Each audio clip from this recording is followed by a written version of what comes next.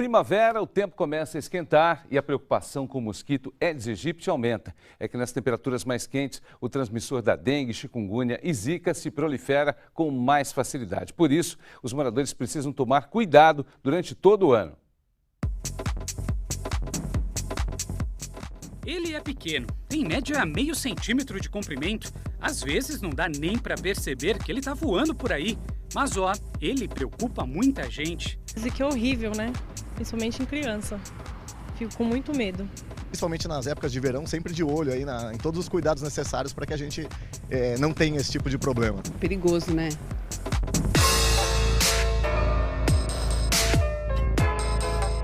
Pelas ruas anda difícil encontrar alguém que não tenha sido picado por ele. Sim, já. Acho que a maioria das pessoas já tiveram dengue, né? É difícil alguém que não tenha tido. Segundo a Secretaria de Saúde, os números de casos de dengue diminuíram com relação ao ano passado. Mas chegou a hora de começar a redobrar a atenção, porque é justamente nesta época do ano, quando o verão se aproxima, que o Aedes aegypti volta a aparecer, já que o mosquito gosta de calor e chuva. Para se ter uma ideia, um único mosquito totalmente adaptado ao ambiente urbano é capaz de transmitir 7 variantes de vírus, de 4 doenças diferentes, algumas delas com potencial para desenvolver complicações graves e levar até a morte. As mais comuns são a dengue, a febre chikungunya e o vírus da zika. Os sintomas dessas 3 doenças às vezes se confundem. Dengue, certamente uma doença muito mais mortal, se não for bem acudida, do que zika e do que chikungunya.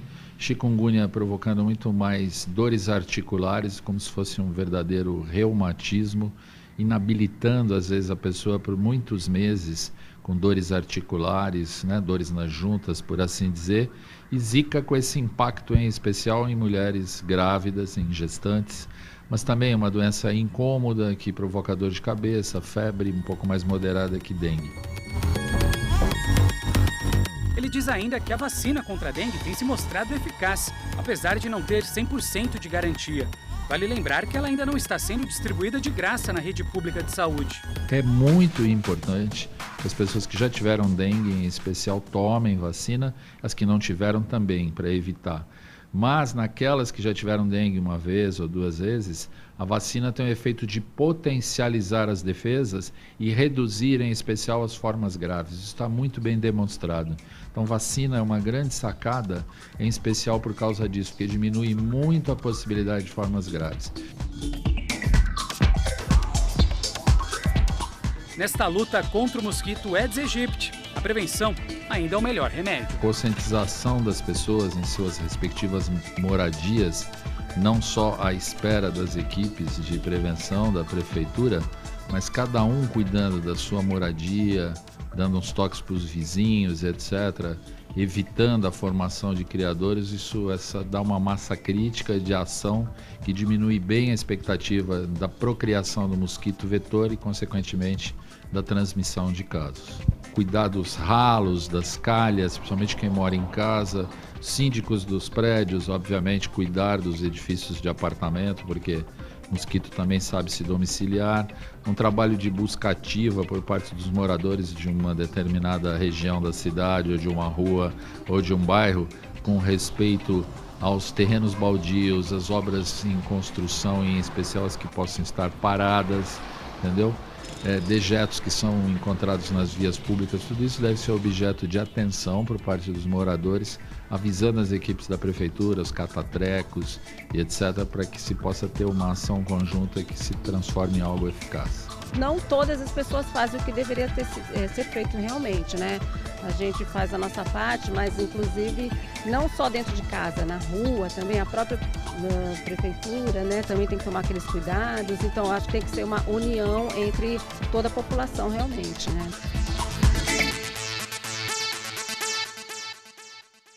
É uma situação muito séria. Agora, como você ouviu na reportagem, os números de casos de dengue caíram neste ano. Santos teve, entre janeiro e setembro deste ano, 1.246 casos. Nenhuma pessoa morreu. No mesmo período, em 2015, foram 3.580, com 5 mortes. Bertioga teve 863 casos entre janeiro e setembro de 2016. No ano passado foram 258, ou seja, aumento superior a 234%. Nenhuma morte foi registrada nos 2 anos. Em Guarujá foram 882 casos neste ano, com 2 mortes. No ano passado foram 1.198, sem nenhuma morte registrada. São Vicente registrou 135 casos em 2016, nenhuma pessoa morreu. No ano passado, foram 985 casos, com 1 morte. Em Praia Grande, 30 casos neste ano, 584 no ano passado, nenhuma morte nos 2 anos.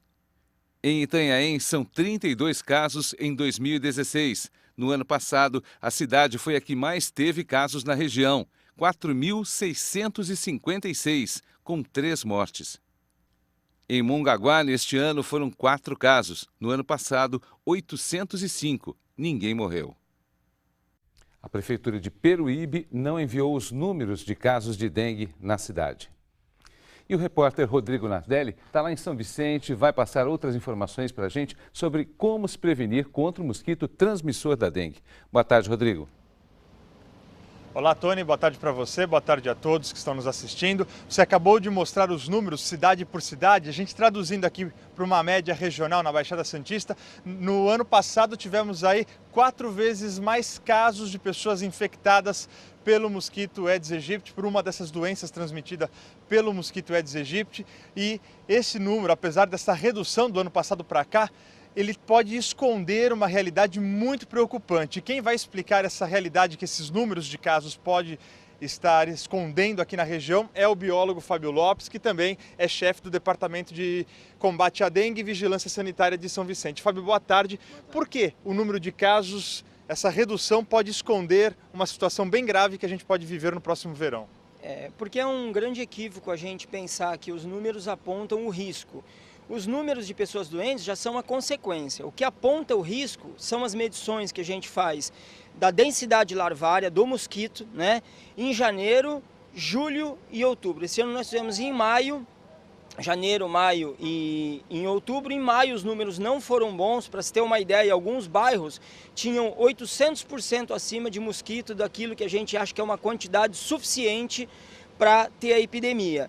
Então, nessa medição que nós fizemos aqui em São Vicente, que ainda não completou, ela ainda é parcial, nós já temos praticamente todos os bairros com índice acima de 1, que quer dizer que a gente tem mosquito suficiente para uma epidemia. O que vai fazer com que a epidemia se torne de grandes dimensões vai ser o sorotipo que vai circular. Se nós tivermos um sorotipo onde a maioria das pessoas ainda é suscetível, nós vamos ter muitos casos, e lembrando que a gente pode ter a entrada de chikungunya e de zika neste verão. Só para deixar claro para quem está nos assistindo, o sorotipo é o tipo vírus 1, vírus 2, vírus 3, são as diferentes características de cada vírus. É isso mesmo. O indivíduo, a partir do momento que ele contrai um sorotipo, ele tem imunidade homóloga duradoura, ele não vai ter mais aquele sorotipo. Então a gente vai ter uma grande quantidade de mosquitos infectados picando, dando a falsa impressão de que a gente controlou a dengue. Não controlou, o mosquito realmente está fora de controle, a gente encontra muitas casas positivas para Aedes aegypti. E o perigo pode estar no ralo, no banheiro. Eu queria que você mostrasse para a gente. O Fábio Lopes, ele trouxe aí um vidrinho que ele tem vários ovos, né, do mosquito, Fábio. Eu queria que você explicasse para a gente. É bem pequenininho aqui, só mostrar aqui para a câmera para a gente. Olha só, explica pra gente, cada pontinho preto desse é uma larva do mosquito, é um ovo do mosquito. Isso, aqui ele está evidente por conta de estar num papel de fundo branco, né? Mas geralmente o mosquito faz a postura no pratinho de vaso, no vaso que é escuro, então isso não é perceptível. Esses ovos, eles que vão eclodir agora nesse verão, eles podem ter sido postos no verão do ano passado, né? Então o período de quiescência, o período que esse ovo consegue resistir sem as condições propícias é de 400 e tantos dias, 1 ano e meio.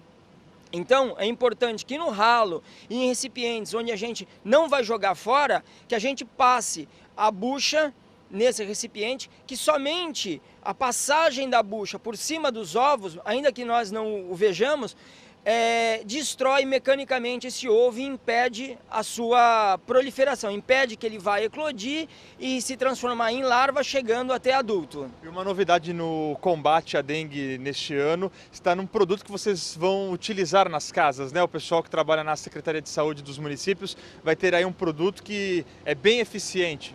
A gente, a partir de agora de novembro, entra o período de intensificação. Nós temos esse produto aqui, que é um agregado, é uma proteína, um hormônio de insetos que impede que o mosquito chegue à fase adulta. Então ele não vai matar o inseto como os outros inseticidas. O ovo eclode, a larva se alimenta do que tiver na água junto com esse hormônio e ela não consegue chegar à fase adulta, ela para na fase pupal. Não tem risco à saúde humana, embora a gente não indique isso para tratar recipientes de água para consumo humano como caixa d'água.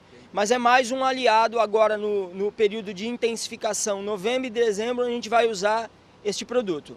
Resumindo, todo mundo tem que fazer a sua parte.